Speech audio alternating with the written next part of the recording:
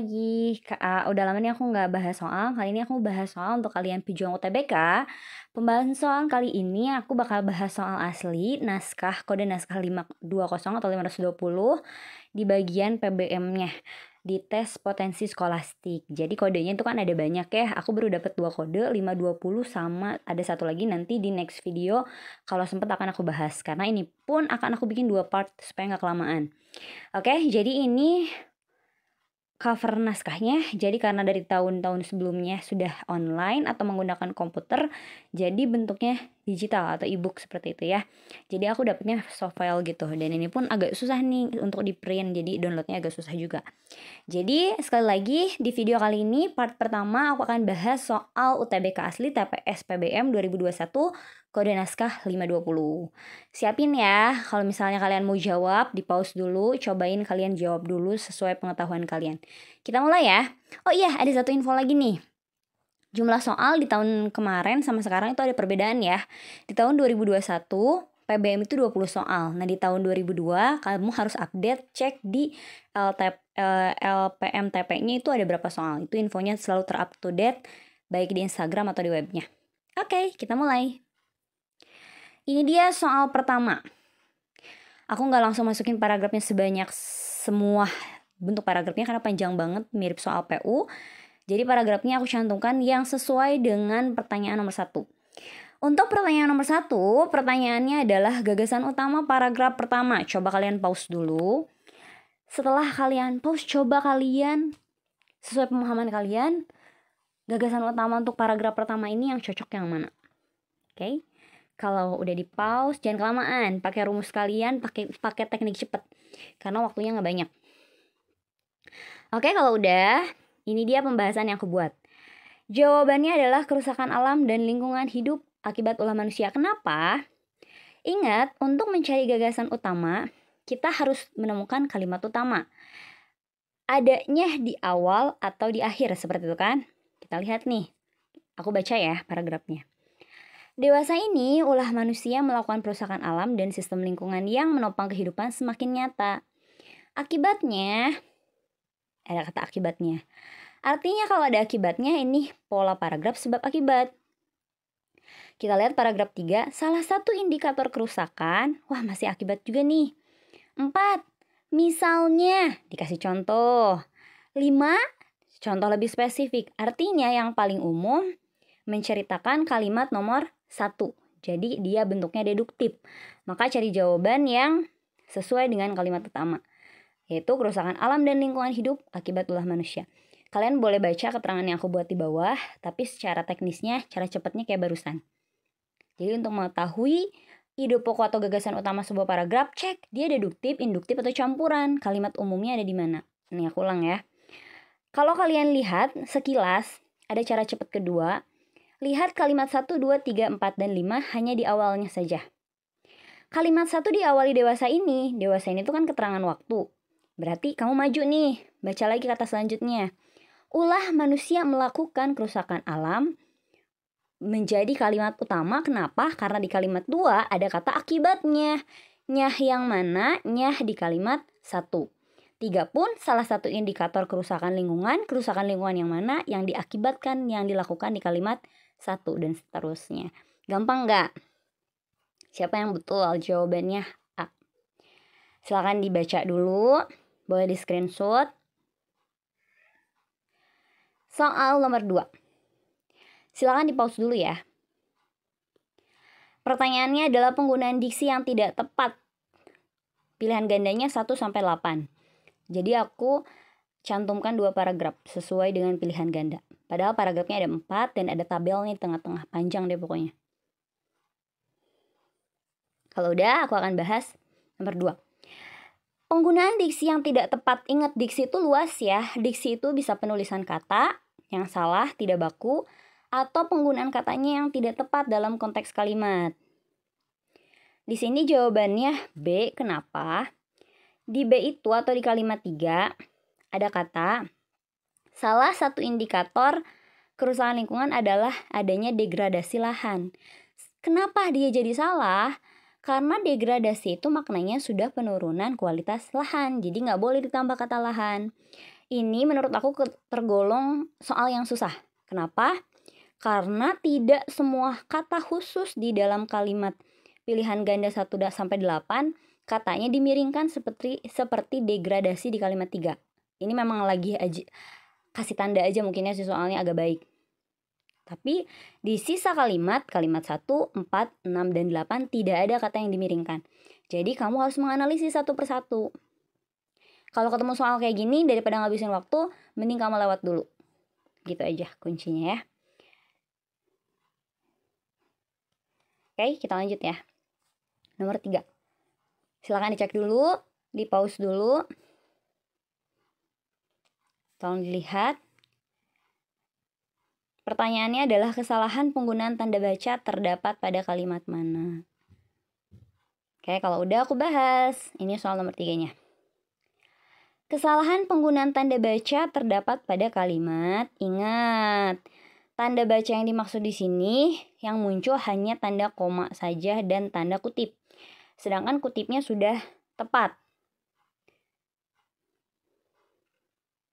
Bentar ya. Oke. Pertanyaan selanjutnya. Oh maaf, masih yang ini. Jadi ini tanda yang muncul tuh hanya tanda petik dan tanda koma. Sedangkan tanda petik sudah tepat digunakan. Kalau kamu mau cek, aku bikin rumus. Ada rumus penggunaan tanda koma. Aku bikin singkatan di sini kakak STM lari. Tapi aku nggak bahas secara rinci. Kalau kamu mau pembahasan lebih rinci, kamu boleh komen di ini ya. Komen isi kolom komentar aja. Kalau aku harus bikin pembahasan yang terpisah, banyak yang request, aku akan bikin.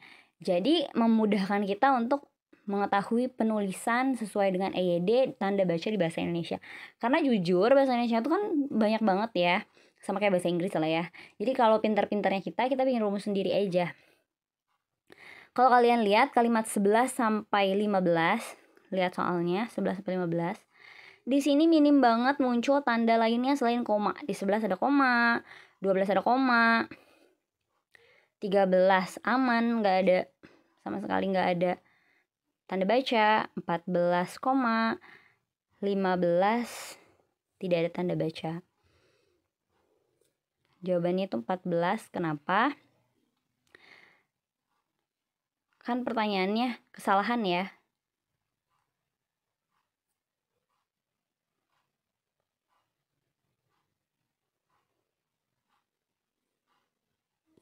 Harus ada tanda koma setelah konjungsi padahal. Karena padahal itu adalah konjungsi antar kalimat, gitu ya. Nih, aku sebutin konjungsi antar kalimat.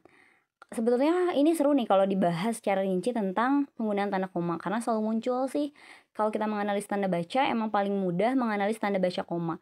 Jadi jawabannya di 14. Karena di padahal, setelah padahal itu harus pakai koma. Banyak banget ya konjungsi antar kalimat selain kata padahal. Oleh karena itu, dengan demikian itu wajib diakhiri koma. Aturan selanjutnya, aka. Aka itu anak kalimat mendahului induk. Ini harus aku bahas panjang lebar, tapi aku skip aja. STM-nya 3 kata konjungsi yang didahului koma. Kalau yang lain diakhiri koma, ini didahului. Dan ini muncul di soal. Ada kata di sini, kalau kalian lihat ada kata tetapi di kalimat 11. Tetapinya didahului koma. Betul, karena sesuai aturan. Kalau kalian masih belum paham bagian ini, boleh minta diulang atau komen aja ya. Selanjutnya, nomor 4. Nah, ini tuh teksnya nih, sepanjang ini teksnya. Ada 3 paragraf bukan 4. Di tengahnya ada tabel. Ini diambil dari data 2012 ya. Sumbernya dari Dinas Pemadam Kebakaran dan Penanggulangan Bencana Provinsi DKI Jakarta. Pertanyaannya adalah, apakah penyebab utama terjadinya kerusakan lingkungan? Ini kuncinya baca. Karena gak bisa kamu langsung tahu jawabannya apa. Karena ini menanyakan penyebab yang membuat sesuatu itu terjadi. Karena paragrafnya sebab akibat. Silahkan di pause dulu, dibaca, pahami, maka kamu akan dapat jawabannya. Dan ternyata jawabannya itu B. Ada di mana? Ada di kalimat 15 di sini. Kesalahan cara pandang dan pemahaman manusia tentang sistem lingkungan mempunyai andil besar terhadap kerusakan lingkungan. Si penulis nulis langsung. Semua soal yang kayak gini bisa jadi bisa seperti ini, bisa juga dia tidak menulis secara tersurat akibatnya apa atau sebabnya apa. Jadi kita pinter-pinter untuk memahami sebuah teks. Jadi nggak asal baca, tapi dipahami. Lanjut ya. Nomor 5. Pertanyaannya adalah kalimat yang tidak efektif adalah kalimat. Ingat syarat kalimat efektif. 5, ada yang bilang 5, ada yang bilang 6, sah-sah aja ya. Pokoknya ada syarat-syarat khususnya. Silahkan di pause dulu. Coret-coret juga boleh di kertas kalian.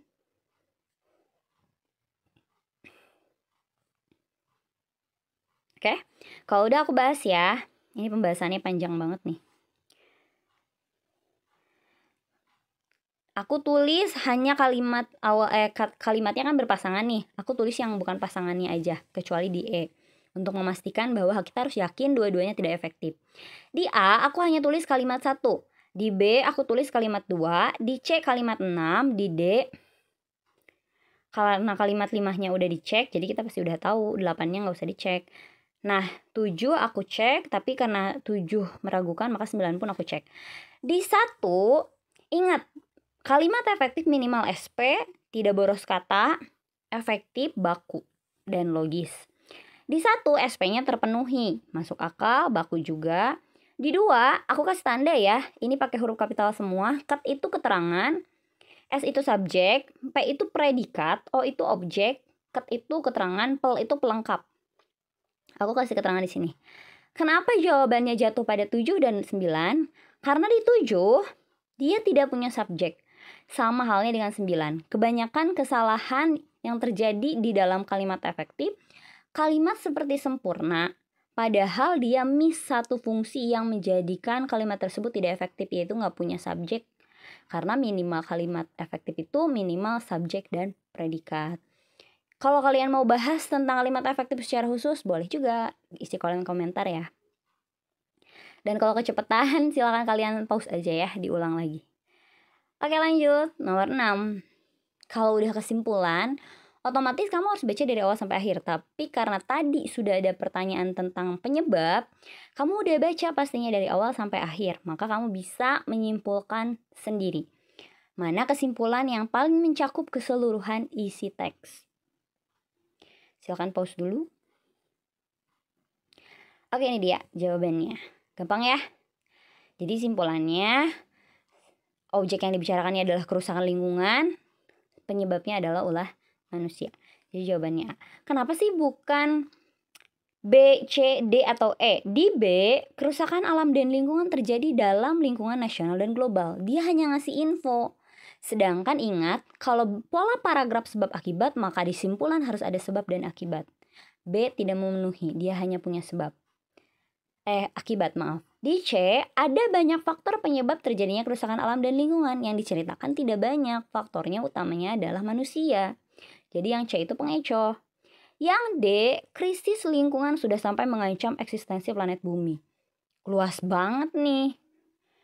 Siapa penyebabnya? Itu juga miss. Yang E, indikator kerusakan lingkungan adalah adanya degradasi lahan cukup nyata di depan mata. Siapa juga pelakunya, gitu kan? Ketika polanya sebab akibat, maka disimpulan wajib sebab akibat juga.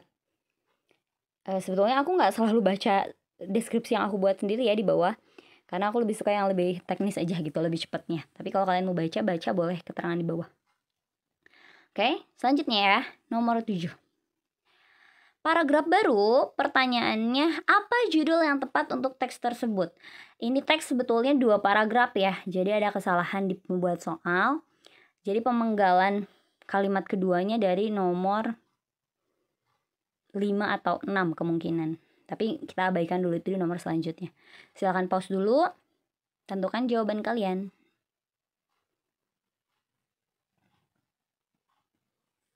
Oke, kalau udah aku bahas ya. Judul sama dengan mencari ide pokok. Karena tadi paragrafnya terlihat hanya 1, kamu baca dari awal sampai akhir. Apa yang menjadi utamanya ternyata dia tentang kebiasaan membaca sejak dini. Judul tidak boleh keluar dari subjek utama. Subjek utamanya adalah membaca sejak dini dan bentuk pengenalan kebiasaan. Kenapa bukan B? B juga betul, tapi tidak ada disebutkan membaca sejak dini. Dia hanya mendengarkan cerita. Beda ya. Membaca sejak dini dan mendengarkan cerita itu jelas beda. Jadi sebetulnya 7 itu gampang-gampang susah. Kalau kitanya nggak paham, kita akan terkecoh. Kalau kita bacanya salah, kita akan pilih yang salah. Jadi harus hati-hati. Aku ulang ya. Kalian tadi baca bahwa yang diceritakan itu mendengarkan cerita sejak dini dan dikenalkan dengan kebiasaan membaca. Memang 2 di awal. Tapi ke akhir itu lebih menjurus kepada membaca buku. Karena kalau kalian lihat di kalimat 12 juga menjurusnya hanya ke membaca bukunya saja. Lanjut, nomor 8. Masih teks yang sama. Kalimat manakah yang tidak efektif dalam teks 2? Nah, ini yang jadi agak membingungkan. Jadi ada kesalahan penulisan soal ralatnya itu di kalimat 5 atau 6 di penggalnya. Jadi kamu tinggal cek aja, karena di sini teks 2-nya tidak ada spasinya, jadi kamu cek aja sesuai optionnya. Jadi nggak usah, oh sorry, enggak ya.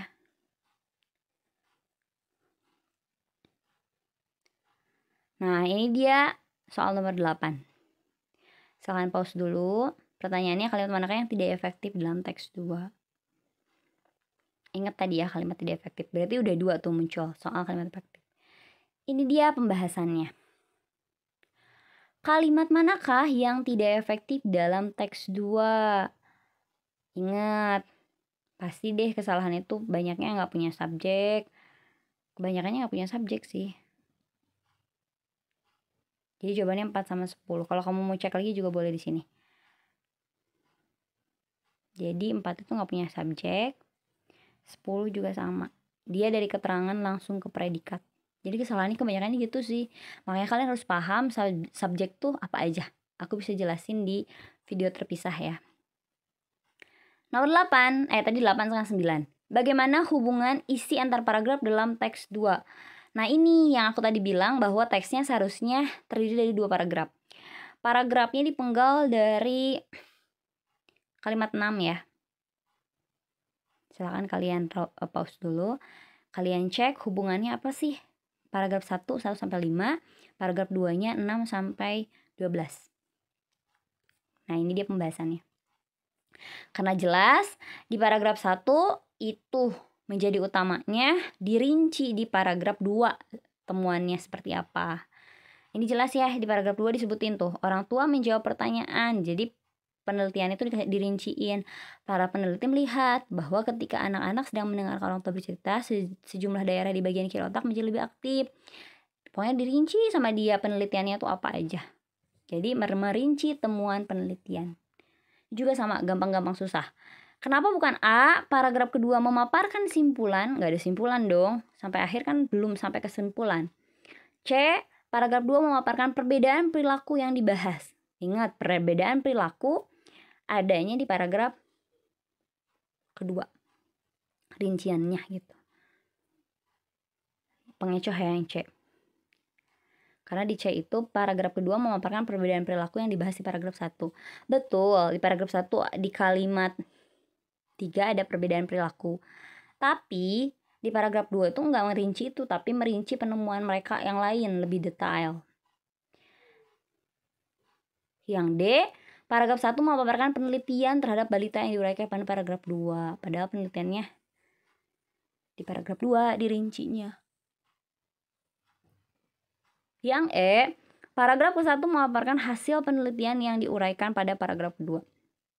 Kurang tepat juga, jadi jawabannya B. Oke, di part pertama ini soal terakhir nomor 10. Masih di teks yang sama. Kalian silakan simpulkan. Tapi kayaknya nggak sampai 10 ya, 11 kayaknya, karena masih teks yang sama. Oke, kalau udah ini dia jawabannya. Simpulan ya, kamu harus baca paragrafnya di awal sampai akhir.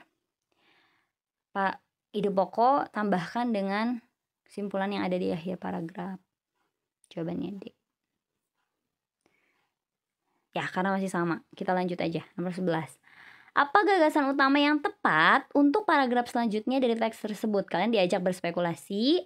Kalau ditambahkan paragraf baru itu harus membahas apa yang cocok dengan pembahasan sebelumnya. Pause dulu, jangan jawab. Kita cobain pemahaman kalian. Ini dia pembahasannya. Karena tadi di paragraf 1 kebiasaan membaca sejak dini sudah, paragraf 2 pengamatan dirinci hasil pengamatannya atau temuannya, maka setelah kedua itu dipaparkan, yang lebih cocok itu adalah strategi penerapannya. Kenapa strategi? Ya karena hal baik itu kan bagusnya diterapkan, maka harus ada strategi penerapannya. Kenapa bukan A? Tujuan membiasakan anak. Tujuan kan sudah tersirat. Ada di paragraf 1-2 bahwa anak yang mendengarkan atau membaca sejak dini perkembangan otaknya lebih bagus. Kenapa bukan C? Faktor-faktor yang mendorong anak gemar membaca. Sebelum ke faktor-faktor, alangkah baiknya strategi terlebih dahulu, baru mengetahui faktor-faktor. Yang D, manfaat kebiasaan baca ini hampir sama dengan A. Tujuan itu kan jatuhnya nanti ke manfaat. Yang E, kebiasaan membaca dan mendengarkan cerita. Ini kan terlalu umum dan sudah ada di paragraf 1. Jadi jawabannya B. Oke, ini pembahasan untuk part 1. Nanti kita lanjut dari nomor 12 sampai 20 ya, supaya kalian gak enek. Jadi kalau kalian mau tanyain apa yang kurang jelas, silahkan tanyain aja. Kita ketemu lagi di video